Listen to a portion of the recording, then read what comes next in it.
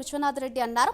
ఎన్నికల ప్రచారంలో భాగంగా కలసపాడు మండల పరిధిలోని రాజుపాలెంలో వైసీపీ ఎమ్మెల్యే అభ్యర్థి డాక్టర్ సుధమ్మ రోడ్ షో నిర్వహించారు.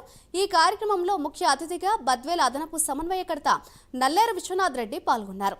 వైసీపీ అభ్యర్థికి మహిళలు మంగళహారతులతో స్వాగతం పలికారు.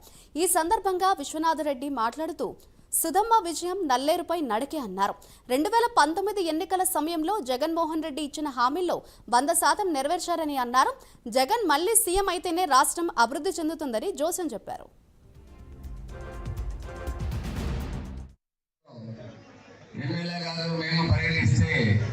ప్రజలు ఆనందోత్సవంతో బ్రహ్మరథమడుతున్నారు. అక్క చెల్లెమ్మలు అందరూ ఈ కార్యక్రమానికి ఇచ్చేసినటువంటి అక్క చెల్లెమ్మలకు, వైఎస్ఆర్ కాంగ్రెస్ పార్టీ కార్యకర్తలకు, అన్నదమ్ములకు, శ్రేయభిలాషులకు, అవతాతలకు, ఇక్కడికి వచ్చినటువంటి ఎలక్ట్రానిక్ మీడియా, పత్రికా మీడియా, ప్రింట్ మీడియా ప్రతినిధులందరికీ నా హృదయపూర్వక నమస్కారాలు.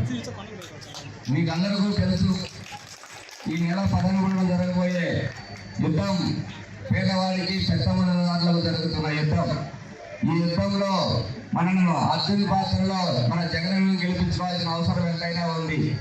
ఇది జగనన్న కోసం కాదు ఎలక్షన్, మన కోసం ఎలక్షన్.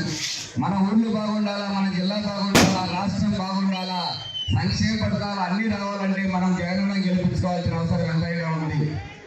మీరు చూసే ఉంటారు, 2019లో జగనన్న ముఖ్యమంత్రి కాకముందు కులాలు చూడడం, మతాలు చూడడం, వర్గాలు చూడడం, పార్టీలు చూడడం, పార్టీలకు వర్గాలకు అతీతంగా మొత్తం అందరికీ సంక్షేమ పథకాలు ఇస్తానని పేద పడుగు కలిగిన వర్గాలందరికీ సంక్షేమ పథకాలను ఇచ్చి మాట తిప్పకుండా, మడమతి తిప్పకుండా 4 లక్షల కోట్ల రూపాయలు డైరెక్ట్ గా 2,70,000 కోట్ల రూపాయలు డిపిటీ జమ ఇవ్వడం జరిగింది.